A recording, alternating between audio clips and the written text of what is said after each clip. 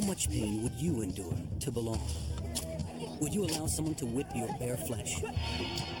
Would you dance barefoot on razor-sharp knife blades? Would you submit your hands to the excruciating stings of venomous ants? What kind of initiation would be taboo to you?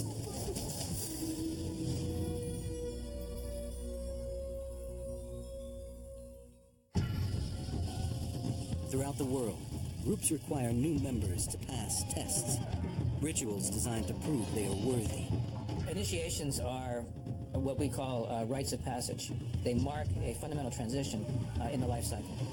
That's what initiation is, stopping to be who you were before and becoming somebody new. The rituals may differ widely, but often share one thing in common: pain.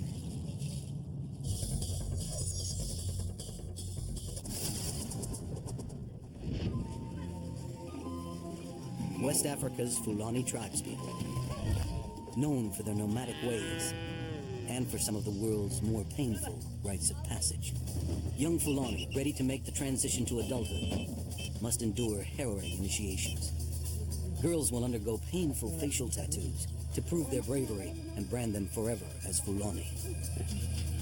And boys will face off to violently whip one another, showing they have the strength and courage to join the ranks of the adults.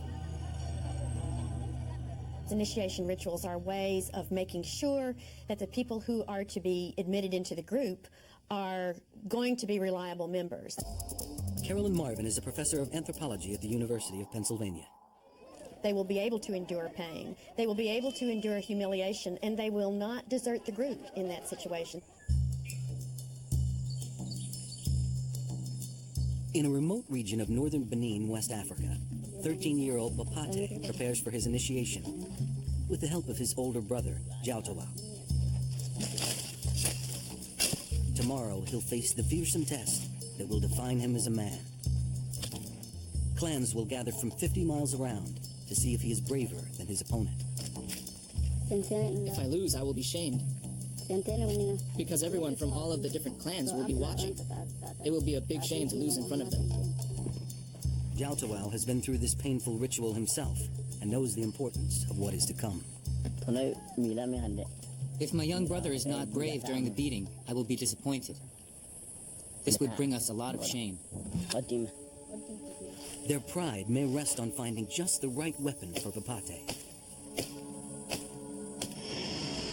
If his whip breaks during battle, he will automatically fail his initiation test. If the whip breaks, even if you are better than your opponent, you will lose. Although it may seem brutal to some, whippings and beatings have long been a part of initiations and religious rites. From the stick and whip rituals of East Africa to the self-flagellation of Catholics in the Philippines, these rites remain tests of faith and courage in many cultures. Back at the village, the boys enlist their father's aid in choosing a branch that will inflict the most painful blow. It is normal to have a long whip, so that it wraps around the chest and hits the back. Their father sharpens the stick so it will break the opponent's skin. He works with care, knowing this will be the most important moment in Bapate's life. Bapate tests the flexibility of the whip. Then his brother makes tiny incisions on his chest and spreads medicine inside to give him strength. For Bapate will have to withstand the painful blows of his opponent's whip as well. So that I don't get a bad name, I have to be courageous. Finally, it's time for Bapate and his family to head off to battle. They'll travel more than 10 miles through the West African bush, picking up Fulani from other encampments as they go. Word of the initiation rite has been spreading through the countryside for weeks. Bapate is excited, in spite of the bloody test that awaits him.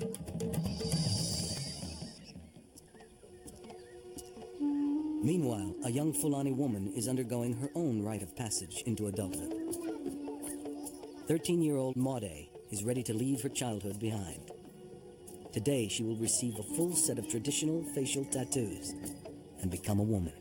It literally is like culture inscribing the body. Gerald Urchak is a professor of anthropology at Skidmore College. It really dramatically makes the point. You can't forget it. It makes it almost a moral issue. You internalize it. And it's literally inscribed on your body that you are a completely different kind of person now. For as long as anyone can remember, the Fulani have used facial markings to distinguish themselves from other tribes. Like many young girls, Maude already has 2 tattoos of tears near her eyes, symbolizing her suffering when she received the markings. But today, she'll become the first among her peers to have her entire face tattooed. Maude's grandmother will watch over the tattooing with an eagle's eye. When I was young, I was tattooed and demonstrated my bravery. Maude seems brave, but you never know how someone will react until you actually do the tattoo. Maude's tattoos will be done by a local artist, Gakore. Gakore starts the process by preparing the ink. Then he readies the needles. He will use them over the next few hours to make thousands of tiny pricks in Maude's face. The ritual will test the 13-year-old girl's bravery.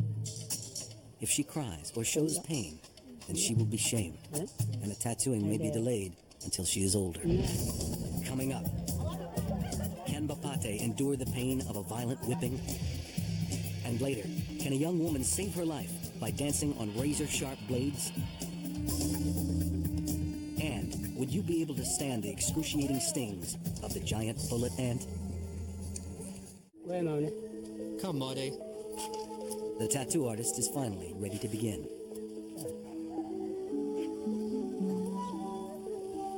Let's start here on the forehead. Before inscribing the painful tattoo, Gakore paints elaborate designs, which Maude has chosen from a number of standard patterns. Each carries special meaning for the Fulani. First, he paints eyes on her temples. These eyes will allow Maude to keep watch on her husband at all times, even when he is behind her. Then a hairpick symbolizing beauty is painted on the side of her face. An eye is painted on her forehead so that she can look directly at her lover. And an X symbolizes her union with her future mate. Finally, cow tracks, a symbol of prosperity for the migrant Fulani, are added to her cheeks. Maude checks the mirror and approves of the artist's work. But she knows full well that each line will be etched in pain. Gakore reassures Maude as he begins. The beginning is the most painful. For more than 3 hours, Maude will have to endure razor-sharp needles piercing her skin again and again and again.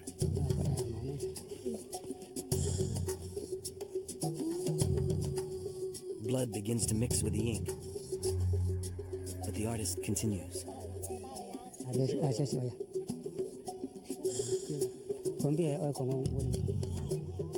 The minutes and hours wear on, and Maude's grandmother lends encouragement. Be brave, hang in there, and stay calm.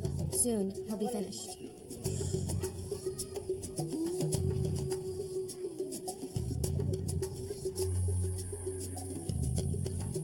Finally, the work is complete. Maude rinses off her face with bark water, and then looks in the mirror. The crude blotches of ink have washed away, leaving behind a delicate tattoo. According to Fulani tradition, Maude is now no longer a girl, but at 13, a beautiful woman ready to consider marriage. Before the tattooing, she wasn't beautiful. Now, she truly is. People are going to appreciate this. Everybody will think I am beautiful.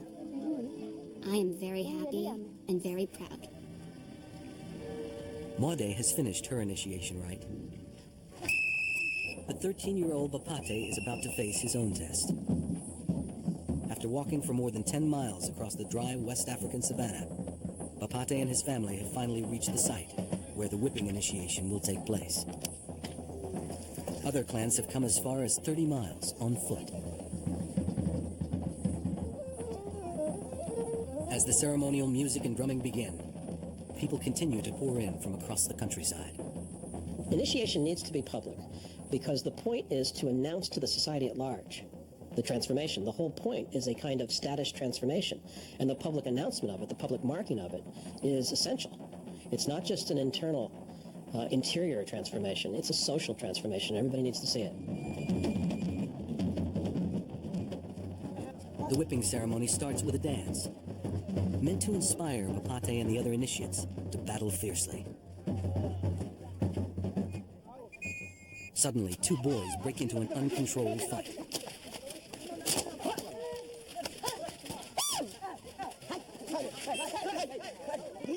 With nerves on edge, young girls looking on, and young men carrying whipping sticks. Brawls like this can flare up in a moment.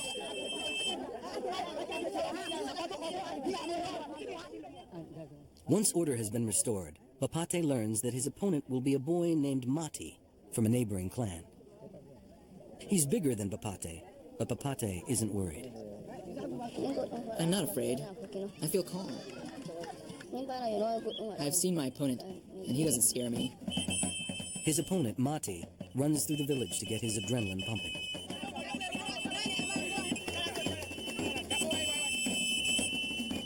Meanwhile, a fighter from another match jumps with joy.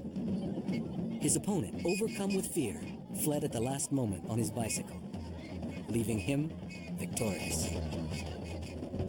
The time has finally come for Bapate's initiation into manhood.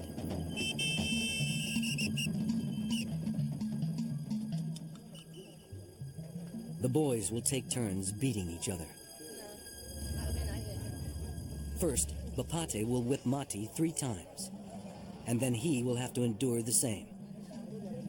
Whoever hits the other the hardest and flinches the least when hit himself will be declared the winner. There is no official judge. The crowd will determine who is the bravest. Mati strikes the traditional pose with both hands on his head. It's a way of removing any sort of defense and of offering himself fully to the initiation. Among the Fulani in West Africa, there is a cultural concept where one is in control of her or his emotions all the time. Paul Stoller is a professor of anthropology at Westchester University. And so if one is able to withstand the beating without crying out, that means that he is qualified as a Fulani adult and passed his initiation. The moment is at hand. Don't hit softly. Use all of your strength. Bapate lashes Mati's bare skin 3 times with his whip. Mati hardly reacts as the sharp whip cuts into his flesh.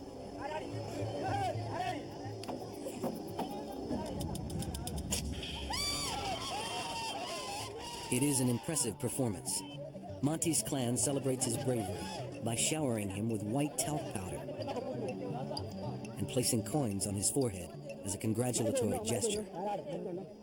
Bapate hit Mati as hard as he could. Now it is his own turn to be beaten. Will Mati's blows be stronger? And will Bapate keep from flinching?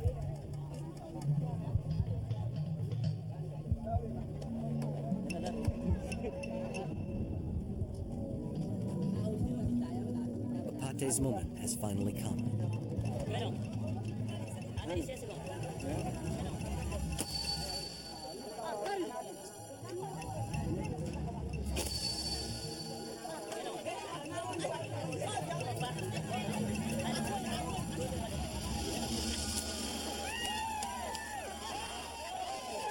The crowd roars for Bapate. He barely flinched when struck by his opponent's weaker blows, and he's won the match.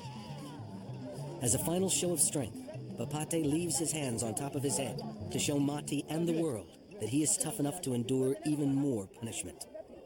He waits until his opponent humbles himself by lowering his hands for him in a sign of surrender. Though Bapate's skin is broken, his spirit is not. It is burning me. It really hurts. But I am full of joy. I am very proud because I have won. At just 13, Bapate has endured a painful ordeal. and become an adult member of the Fulani tribe. Initiations are often something that every boy or girl is expected to go through. But there are some initiations meant only for the chosen few, those called to their new status, even against their will.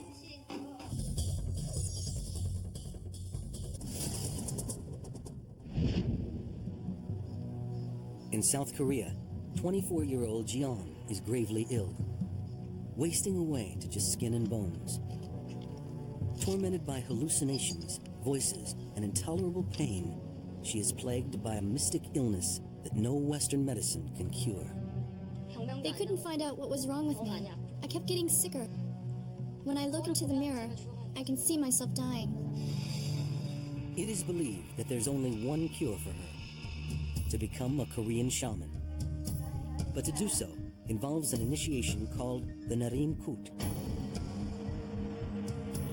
so extreme that few would attempt it. Coming up, spirit possession, and a dance on chopping blades. And later, a painful initiation with one of the world's most venomous insects.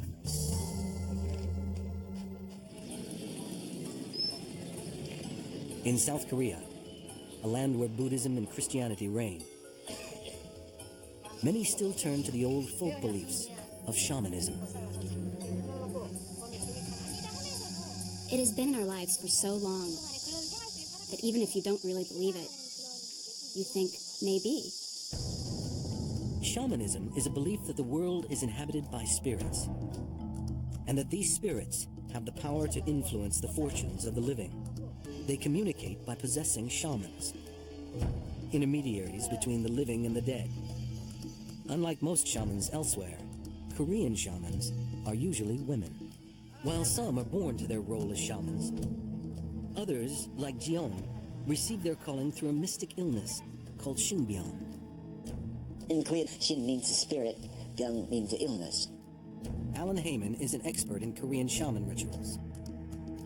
It means that the god spirit has entered into your body, and he wants you to hold the initiation right, and if you don't hold the right, your illness will never be cured.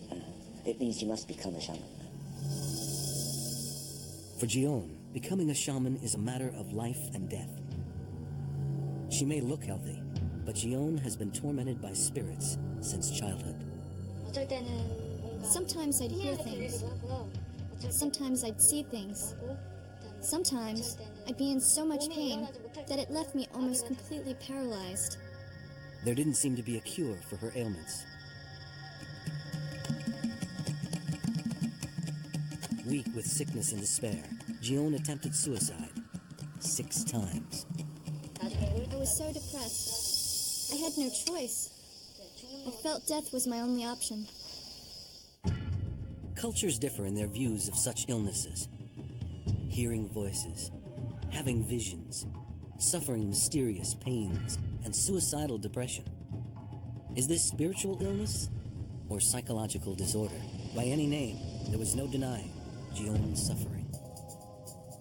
But then, one day, Jeon had a dream. Many Koreans believe that dreams may reveal messages from the spirits. In Jeon's case, she dreamed of a shaman, but didn't know who she was. It was at a Buddhist temple. I saw a shaman all dressed up and participating in some activity. What I saw was just very dreamy and beautiful.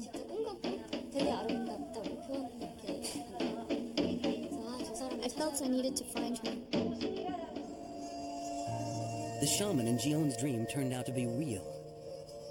Her name was Kim Kum-hwa, the acknowledged leader of Northern-style ecstatic shamanism. She's performed the Narim Kut initiation some 20 times. Although Jeon's Catholic parents didn't approve, she approached Kim Kum-hwa for help. I could see that she'd reached her limit. Shinbyeon hit her with such indescribable force that she was suffering greatly. I was very worried because I kept getting sicker. If I were bleeding, it would have been better, because at least I could see what was wrong. It's this invisible illness that was driving me insane. Kim Kumhwa agreed to take Jeon into her home to prepare her for the initiation ceremony and strengthen her for the ritual's physical demands. The Nadim Kut is not for the fragile. During the initiation, she must go into ecstatic trance, be possessed by spirits, and finally dance on razor-sharp blades. The initiation of shamans in Korea and elsewhere is essentially an ordeal. Ordeal means test. Ariel Gluklich is a professor of psychology at Georgetown University. And the test, which is to either not bleed or to demonstrate some kind of supernatural power or ability, and then to show that you have been transformed, that you are no longer you. On the day before the initiation, Jeon and Kim Kumhwa pray to a powerful ocean spirit for support. The Narim Kut is the most important ritual and the beginning of my new life as a shaman. You need to lose everything else and be alone with your spirit. This spirit possession is a rite of passage for Jeon. To succeed, not only must she dance on chopping blades without bleeding, but also deliver a message from the spirit of a knife-riding general. If Jeon fails this test, the spirit will not possess her, and she will not be cured, leaving her to face a lifetime of suffering.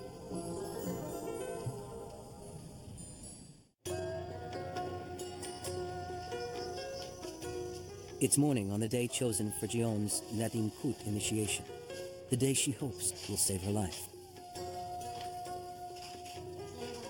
It begins with preparations of the altar at a kuton, or spirit room. Costumes are laid out for the spirits that the Nadim Kut might invoke, and portraits of them are placed above the altar.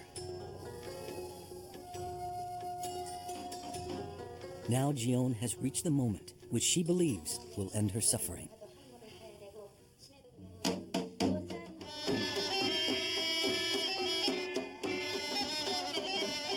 With the beating of the drums and the banging of the gongs, the Nadim Kut begins. Kim Kumhwa leads her shaman troupe as they call upon the spirits.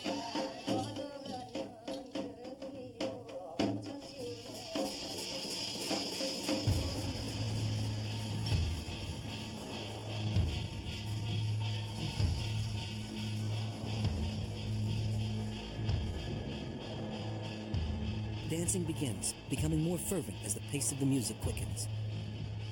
As the body and the senses are overstimulated, the brain, in a sense, slows down. And when that happens, your sense of self dissolves. Who you are, who you were, in a sense, disappears, and you open up to something else. And that's why there's this elaborate preparation. It's not just to test you, it's to condition you for the change.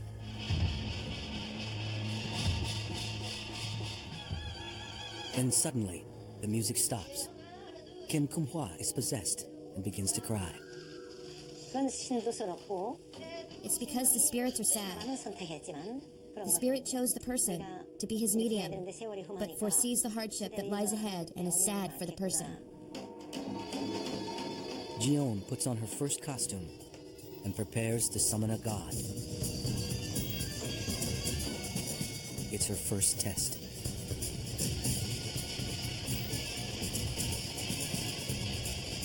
She enters into what's called an ecstatic trance.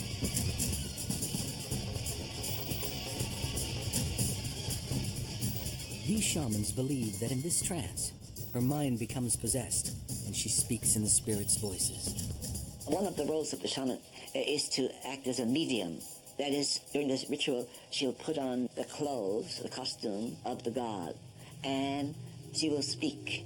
But her speaking is not her own voice, it's the voice of the god.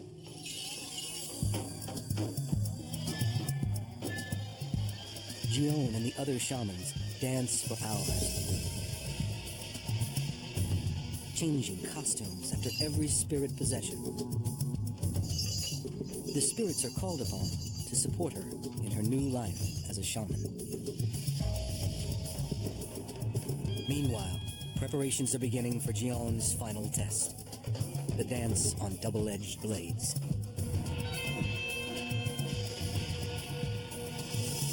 More than 10 hours have passed since the start of the Nerim Kut. The time has come for Kim Kumhwa to call upon the knife-riding general, her guardian spirit. As an indication of the general's spirit within her, she licks the blades and presses them against her thighs.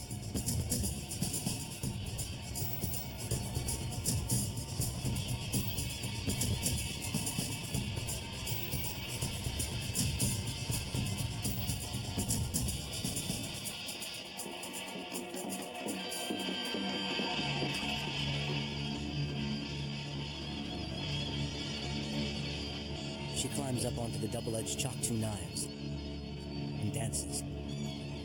No blood is shed while she addresses the audience in the spirit's voice, announcing his presence.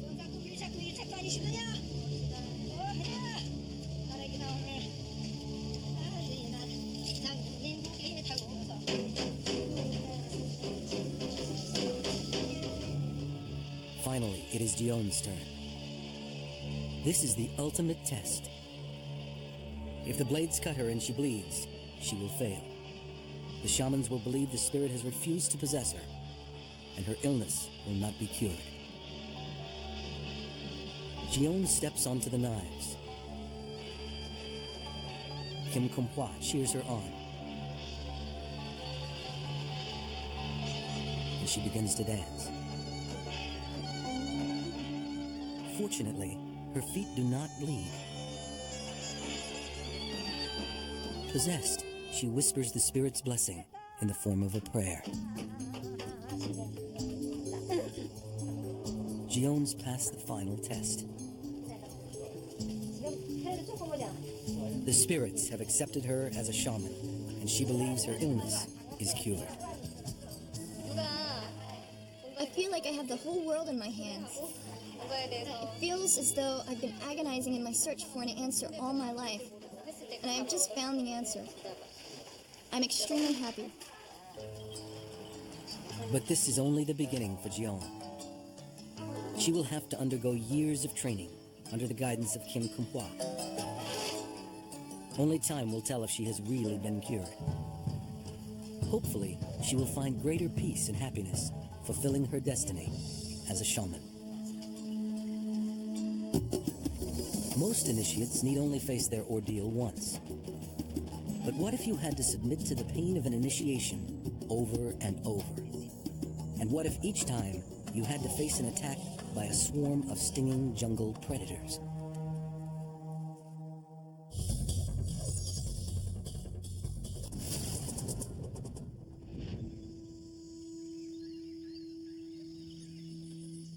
In the remote Amazonian village of Inhabe, the moan of the horns means a grueling initiation is about to begin. Several times a year, the Satare Mawe Indians hold a painful 11-hour ritual in which boys as young as 12 must stick their hands into a pair of specially made gloves, each one infested with a swarm of angry, stinging jungle carnivores. Giant tropical bullet ants. And no initiate can be considered a true Indian, a warrior, until he has worn the gloves not just once, but 20 times. The pain is incomparable, understand? There's no pain like it. And if a person is not prepared, he can faint. It always hurts. And anyone who says that it doesn't hurt is lying.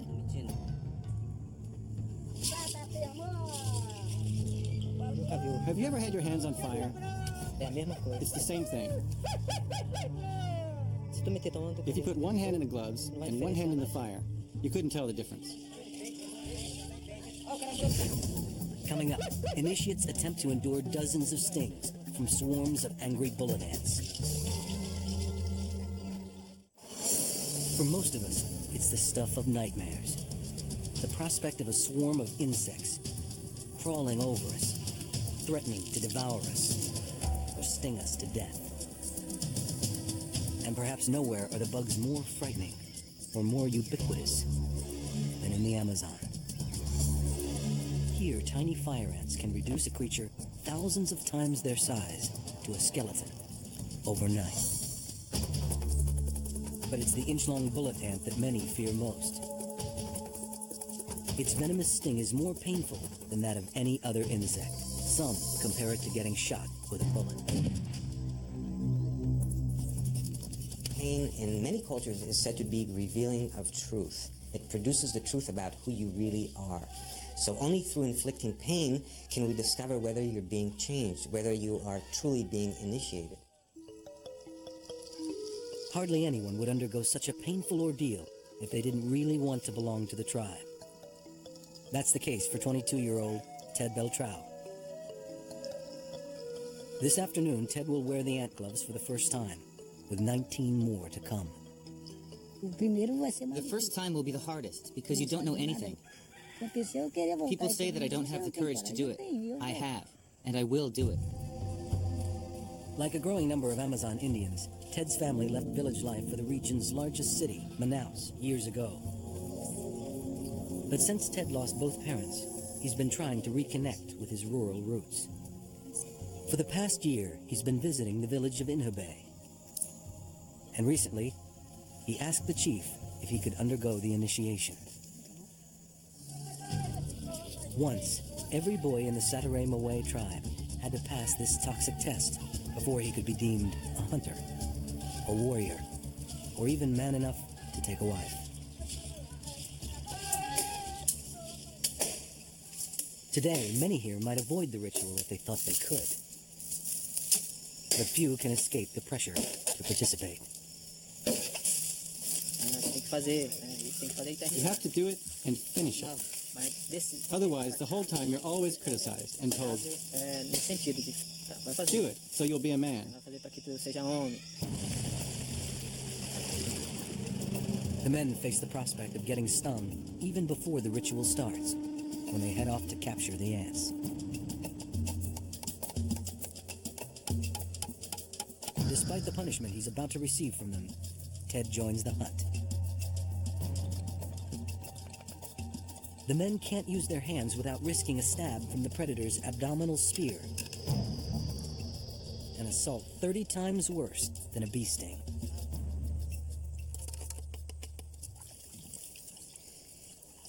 Back in the village, the tribe's medicine man drugs the ants by soaking them in an herbal solution. But their stupor will only last long enough for them to be thrust, one by one, stinger first, into the gloves. According to Satare Moe legend, these menaces provide the perfect test of one's worthiness to take on adult roles.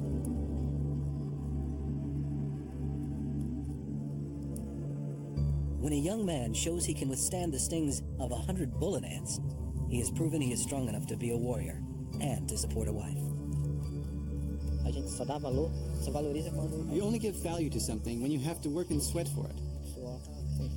Both a woman and the initiation are like that. It's a lot of responsibility. In less than an hour, the ants are awake. Trapped in a woven mitt, they writhe in angry desperation. They're ready to be inserted into the ceremonial gloves.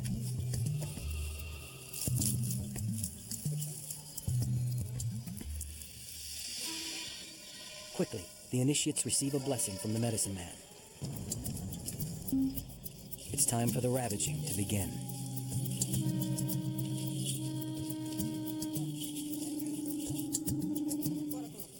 One by one, each young man steps up to the sacred pole and submits his hands to the swarm. And one by one, they suffer the shock of having dozens of stingers penetrate their flesh. Their agony is unmistakable. To help distract them, the medicine man leads them in a dance around the pole. To be seen as a true tribal warrior, each must endure the ant's punishment for more than 10 minutes. With each sting, the bullet ant's neurotoxic venom attacks the nerves, causing paralysis and terrible pain. And this is only the beginning. Once the gloves are off, the stinging and burning will only grow more excruciating.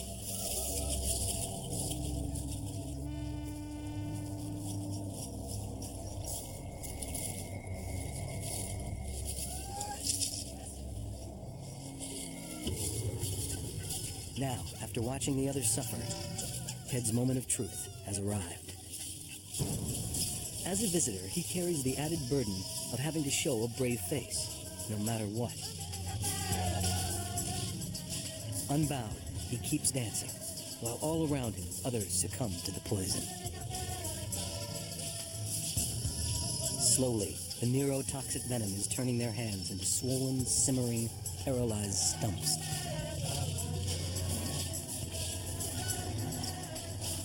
So the older men will not see him cry. One initiate ducks outside. When you take your hands out, that's when it starts. The venom starts spreading through your body. Finally, the gloves come off, and Ted remains standing.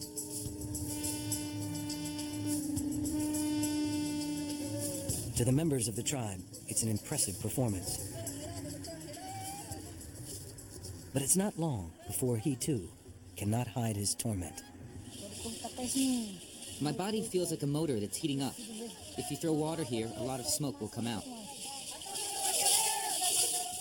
Man, if I were a woman, I'd say it's as bad as childbirth. And the pain won't wear off quickly either. It takes 24 hours for the toxins to dissipate completely. As the hours pass, the medicine man attends to those in the most distress, stretching and massaging their crippled limbs.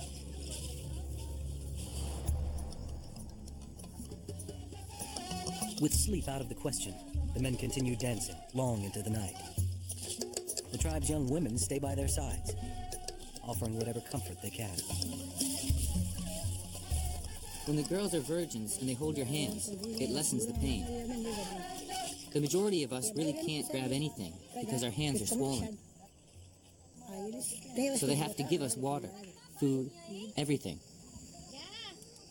Not surprisingly, the young men often develop a fondness for their helpmates.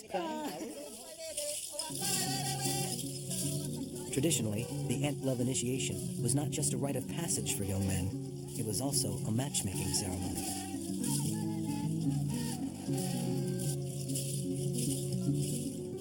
As the chief sees it, the ritual not only marks the initiate's entrance into adulthood, it makes them better men.